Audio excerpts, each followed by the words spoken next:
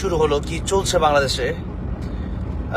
আপনারা ইতিমধ্যেই হয়তো শুনেছেন, অনেকেই খবরও দেখেছেন যে ওসমান হাদি ভাইয়ের পরে এবার বাংলাদেশে আমাদের ঢাকায় উত্তরায় একটু আগে দুইজনকে এই কি বলবো, এগুলো তো মানে বলবো যে সেই ভাষা হারিয়ে ফেলছে তাদেরকে।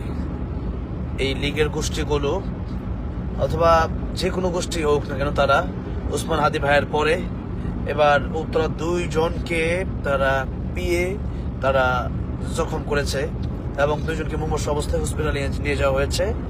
উত্তরা পূর্ব থানার ওসি সাহেব বলেছেন যেটা তদন্ত করা হচ্ছে বা হবে। এখন কথা হচ্ছে যে ওসমান হাদি ভাইয়ের ওপর যখন এই ন্যাক্কারজনক ঘটনা ঘটানো হলো, এরপরে যদি এই বিষয়টাকে খুব সিরিয়াসলি যদি নেওয়া হতো, প্রশাসন যদি খুব সিরিয়াসলি নিত, তাহলে হয়তো এই বিষয়টা এটা কমে যেত। কিন্তু এখন উত্তরায় যে ঘটনাটা ঘটেছে একটু আগে, আমাদের মানে দুইজন জুলাই যোদ্ধাকে তারা এই কাজ করেছে, তারা মুমূর্ষু করে ফেলেছে। তারা বাঁচবে কিনা এর কোনো গ্যারান্টি নাই। তারা যে কোনো সময় মরে যেতে পারে, যে কোনো সময় তারা তাদের প্রাণ শেষ হয়ে যেতে পারে, তারা তাদের দুনিয়া থেকে তাদের চলে যেতে হবে। তাইলে একদিন ঢাকার প্রাণকেন্দ্রে, অন্যদিন উত্তরায়, একদিন যাত্রাবাড়ি, এভাবে চলতে থাকলে আর কতদিন চলবে?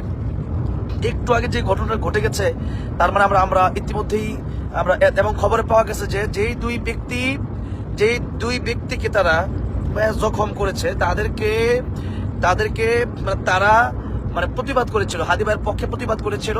হাদি ভাইয়ের পক্ষে প্রতিবাদ করে তারা যাচ্ছিল, হয়তো বাসা বা কোনো জায়গায় যাচ্ছিল।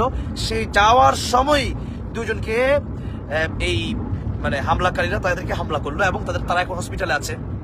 তাহলে আমার নিরাপত্তা কোথায়? আপনার নিরাপত্তা কোথায়?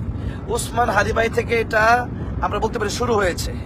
এটা ইন্ডিয়া থেকে লীগরা এটা করাচ্ছে এবং আগামী যে নির্বাচনটা এটা বানচাল করার চেষ্টা করা হচ্ছে। এবং এটা যদি বাংলাদেশের প্রশাসন এবং সরকার যদি এটার ব্যাপারে যদি এখনো যদি সিদ্ধান্ত গুরুতরভাবে না নেয়, যদি ভালোভাবে সিদ্ধান্ত না নেয়, তাহলে বাংলাদেশের জনগণ কেউ নিরাপদ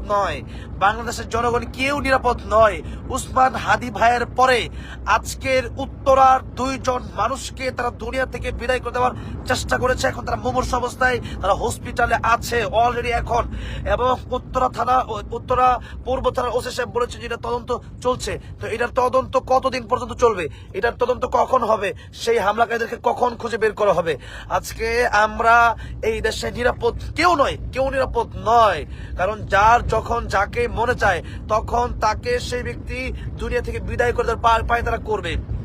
আর তাদেরকে ধরা যাবে না, তারা পালায় যাবে। তাহলে আমাদের দেশের প্রশাসন ঠিক হয় নাই, তাহলে আমাদের দেশের যে সরকারি ব্যবস্থা ঠিক হয় নাই। তাহলে দেখা গেছে যে আজকে উত্তরার এই ঘটনার মাধ্যমে আমরা ইতিমধ্যে অলরেডি আমরা বুঝে গিয়েছি যে প্রশাসন ঠিকভাবে কাজ করছে না।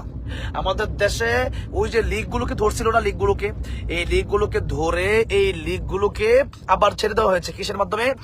যে 2 লাখ, 5 লাখ, 20 লাখ, 30 লাখ, 1 কোটি টাকা এরকম টাকা দেওয়ার পরে লীগগুলোকে ছেড়ে দেওয়া হয়েছে। এবং সেই লীগগুলো বের হয়ে ইতিমধ্যে অলরেডি বিভিন্ন জায়গায় তাদেরকে ইন্ডিয়া থেকে ঘোষণা করে দেওয়া হয়েছে। হাসিনা বলেছে যে তোমরা কথা কম বলো, কাজ বেশি করো, যা বলেছি তা করো। এই করা মানেটা হচ্ছে যে তোমরা যেখানে যাকে যেভাবে পাবা এভাবে টার্গেট করে সিস্টেমে এদেরকে এক একভাবে তোমরা শেষ করে দিবা। এই শেষ করার কথা হাসিনাই বলেছে এবং হাসিনা বলার কারণে তারা সুযোগ পেয়েছে এবং তারা দীর্ঘদিন কিন্তু ইতিমধ্যে তারা ধৈর্য ধারণ করেছিল এবং ধৈর্য ধারণ তারা এক পর্যায়ে হয়তো তাদের ধৈর্যের বাঁধ ভেঙেছে। এবং তারা যখন দেখলো যে যারা এই আওয়ামী লীগের ফেসিস্ট তাদেরকে জেলখানায় জামাই আদর করে রাখা হচ্ছে এবং দেখা গেছে কোনো বিচার ঠিকঠাক হচ্ছে না। গত 1.5 বছর এই ডক্টর ইউনূস সরকারকে মানুষ এখন হিজড়া সরকার বলছে না। আমি কি বলবো যে মানুষ এখন তাদেরকে সে বলছে যে উনি কি পুরুষ না হিজড়া সরকার, এটা মানুষ বলছে। আমি বলবো কি মানুষ এই কথা বলছে কেন? বলছে যে ঠিকঠাক বিচার দেশে উনি করতে পারছেন না, উনি আইন প্রশাসন ঠিক করতে পারেন নাই, রোডঘাট ঠিক করতে পারেন নাই, উনি দেশের মানুষের নিরাপত্তা ব্যবস্থা করতে পারেন নাই। আগামী নির্বাচন সুষ্ঠু হবে তো পরের কথা, ভোট দিতে যাবেন এবারে। গত 17 বছর তো ভোট দিতে পারেন নাই, ভোট দিতে গেছেন, ভোট দিতে পারেন নাই। আর এইবার কি হবে? এবার ভোট দিতে যাবেন তো দূরের কথা, ভোট দিতে যাইতেই পারবেন না। গত 17 ভোট দিতে গেছেন, এবার ভোট দিতে যাইতেই পারবেন না। কেন? কারণ হচ্ছে যে আমাদের বর্তমানে নিরাপত্তা নাই। বর্তমানে অলরেডি লীগের দোসররা এবং এমন নিউজও দেখতে পেয়েছি ইন্ডিয়া থেকে রয়্যাল এজেন্ট অথবা মানে আপনার যেই দল লীগের এজেন্ট, তারা ইতিমধ্যেই বাংলাদেশে যেভাবে হোক তারা ঢুকে তারা বাংলাদেশে গ্রুপ তৈরি করে প্রতি রাতে কিন্তু অলরেডি মানে বিভিন্ন জায়গায় টার্গেট হয়ে গেছে। মানে যারা এতদিন জুলাই যোদ্ধা ছিলেন, এবং আমি বলতে চাই যারা এতদিন উপদেষ্টা মন্ডলী যারা ছিলেন, এতদিন আপনারা কি কাজ করলেন? এখন আপনারা এমন বিপদে পড়ছেন যে এখন আপনারা এই বিপদে পড়ে আজকে দেশে আপনাদের নিজেদের অবস্থা ঠিক নাই। এমনকি যেমন গতকাল আসিফ মাহমুদ সাহেব তিনি বললেন যে ওসমান হাদি ভাইয়ের উপর গুলি কেন, প্রশাসন জবাব চাই। তা প্রশাসন জবাব দিবে, আপনারা কি করছেন এতদিন বসে? এতদিন যদি এই ফেসিস্ট গুলাকে, দালাল গুলাকে যদি জেলে নিয়ে যদি ঠিক মতো তাদেরকে বিচার করতেন, ঠিক মতো যদি তাদেরকে ডান্ডা দিতেন, ঠিক মতো তাদেরকে যদি বাদাম দেওয়া যেত, তাহলে মনে হয় আজকে সমস্যা হতো না। কিন্তু এই সমস্যা হওয়ার পিছনে দায়ী কারা? দায়ী ডক্টর ইউনূস সরকার, দায়ী তারা যারা উপদেষ্টা হয়েছেন, দায়ী তারা যারা জুলাই যোদ্ধা হয়ে যারা ওই সময় শেখ হাসিনার বিরোধিতা করেছেন, যারা ওই সময় দেশের পক্ষে লড়েছেন, কিন্তু কিছুদিন পর অনেকেই হয়তো হালুয়া রুটি পেয়ে বড় অঙ্কের টাকার মুখ দেখে হ্যাঁ আজকে আপনারা ভুলে গেছেন সে আপনাদের কষ্টের কথা, ভুলে গেছেন আপনাদের পান্তা ভাত খাওয়ার কথা, ভুলে গেছেন মরিচ দিয়া ভাত খাওয়ার কথা, ভুলে গেছেন আপনাদের কষ্টের সময়ের কথা। আজকে আপনারা উপদেশ হচ্ছেন। আসিফ নজরুল সাহেব দেখছিলাম বলছেন যে আমি যদি কোনোদিন মন্ত্রী হইতে পারি জনগণের জন্য জীবন দিয়ে কাজ করবো। এখন কি আপনি জীবন দিয়ে কাজ করতেছেন? হ্যাঁ, এখন তো জনগণ আপনার উপর খেপা। কেন খেপা? আপনারা ভালো কাজ করতে পারেন নাই, আপনারা মন্দ কাজ করতেছেন, জনগণের বিরুদ্ধে যাচ্ছেন, এই জন্য জনগণ আপনাদের প্রতি খেপতেছে। সেই জন্য আমরা বলতে চাই, প্রশাসন যদি এখনো ঠিক না হয়, সরকার যদি এখনো ঠিক না হয়, উপদেষ্টাগণ যদি এখনো ঠিক না হন, আগামীতে আপনাদের নিজের শেখ হাসিনা তো পালায় যাওয়ার পথ পাইছে, আপনারা হয়তো পালায় যাওয়ার পথ পাবেন না। এই দিন আসতেছে, সামনে ভয়ঙ্কর দিন অপেক্ষা করতেছে। সেই ভয়ঙ্কর দিনের অপেক্ষায় আজকে বাংলাদেশের মানুষের দিন গুনতে হচ্ছে। সেই জুলাই শেষ হয়ে যায় নাই, বিজয় শেষ হয়ে যায় নাই, আরেকটা বিজয় দেশে কায়েম করতে হবে, আরেকটা লড়াই করতে হবে এই ফ্যাসিস্টের বিরুদ্ধে। এবং যারা এতদিন পর্যন্ত কষ্ট থেকে জুলাই আন্দোলন করেছে, এখন জুলাই আন্দোলন করার পরে যখন হালুয়া রুটি পেয়ে গেছে, অনেকেই হালুয়া রুটি পেয়ে নিজের জীবনকে খুব আরাম আয়েসের মনে করেছে, নির্বাচনের জন্য পাগল হয়ে গেছেন, কিন্তু সংস্কারের জন্য পাগল হইতে পারেন নাই। হ্যাঁ, নিজের ক্ষমতার জন্য এমপি মন্ত্রী হওয়ার জন্য পাগল হয়ে গেছেন, কিন্তু এতদিন পর্যন্ত এই আওয়ামী লীগ ফ্যাসিস্টের দোষগুলাকে জেলে নিয়ে বিচার ঠিক মতো করতে পারেন নাই, এবং 20 লাখ 30 লাখ টাকা দিছে, ওসি আপনাদেরকে ছাইরা দিছে। এটা ফাজলামি লিমিট থাকা দরকার, এই লিমিট ছাইরা গেছে, এই জন্য ফ্যাসিস্টের দোষদেরকে ছাইরা দিছে। বাঘ যখন খাঁচা থেকে বাইর করে দিচ্ছেন, এখন তো বাঘ আপনার কামড়াই বই ভাই, এখন তো বাঘ আপনাকে কামড়াবে, বাঘ আপনি বের করে দিচ্ছেন কেন? এখন কথা হচ্ছে যে আমাকে যারা গালি দিচ্ছে, এখন আওয়ামী লীগের কত দোষর দেশের বাইরে ফেসবুক চালায় বইয়া আমারে গালি দেয়, আমার বসে কমেন্টে গালি দিচ্ছে। এই সমস্ত দোষরদেরকে তাড়াতাড়ি গ্রেফতার যদি না করতে পারেন, বাংলাদেশ আগুন চলবে।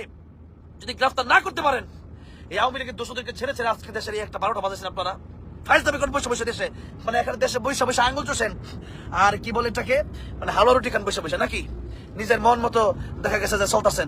জনগণ আপনারা বসেছে কেন? এই মন মতো আলুরি খাওয়ার জন্য বসেছে আপনাদেরকে। 1 বছরে আপনারা জুলাই ভুলে গেছেন, 1 বছরে আপনারা ফ্যাসিস্টদের যে কষ্ট, জুলুম, অত্যাচার ভুলে গেছেন। আপনাদের সামনের অবস্থা কি হবে আল্লাহ মাহবুদ ভালো জানেন। এখনো যদি সরকার ঠিক না হইতে পারেন, এখনো যদি উপদেষ্টারা ঠিক না হইতে পারেন, এখন হালুয়া রুটি খান বইয়া কপালে এমন শনি আসবে, ওই হাসিনা তো পালাই গেছে, আপনারা কিন্তু পালানোর সুযোগ পাবেন না। মানুষ বলতেছে আপনারা কিন্তু পালানোর সুযোগ পাবেন না বলে দিলাম।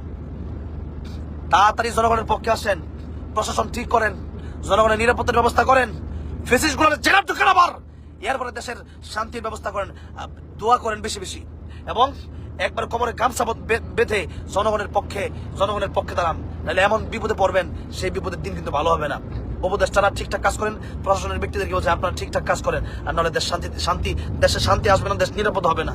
এই জন্য সম্মানিত উপদেষ্টাগণ, সম্মানিত সরকারের লোকজন, সম্মানিত প্রশাসনের লোকজন, আপনাদেরকে বলছি আপনারা দেশকে অস্থিতিশীল যারা করছে তাদেরকে দ্রুত আইনের আওতায় আনেন এবং বিচার করেন। একটা বিচার যেন দেখে যেন বাংলাদেশের মানুষ ঠিক হয়ে যেতে পারে, আপনারা বিচার ঠিকমতো করছেন না, দ্রুত বিচারের ব্যবস্থা করেন। আজকের উত্তরার এই ঘটনার তীব্র নিন্দা প্রতিবাদ জানাচ্ছি। আমার 2 ভাই ওসমান হাদির পরে এবার আমার আর 2 জন ভাই এখন হসপিটালে আছেন। উত্তরা পূর্ব থানা ওসি সাহেবকে বলছি যে আপনি দ্রুত এই তদন্ত করে দ্রুত এখন ধরার চেষ্টা করেন, তারা কিন্তু পালায় যাবে। এরা কিন্তু একটা চাল শুরু করছে যে বাংলাদেশের মানুষকে শেষ করবে আর তারা ভারতে চলে যাবে। হয়তো এমন 2-1টা বর্ডার থাকতে পারে যে বর্ডারে ঘুষ দেওয়া আছে, যে ভারতে যেতে চাইলে দেওয়া হবে। এমন যদি হয় তাহলে খুনের সাথে হামলার সাথে তাদেরকে গ্রেফতার করার চেষ্টা করতে হবে, ওই সময় বের হয়ে যেতে হবে। আর বসে থাকা যাবে না। কিন্তু আপনারা দ্রুত কাজ করছেন না, আপনারা দ্রুত কাজ শুরু করেন, আপনারা দ্রুত দেশের পক্ষে অবস্থান করুন, জালেমদের বিরুদ্ধে অবস্থান করেন এবং ফেসিস্টগুলোকে তাড়াতাড়ি জেলে বলুন।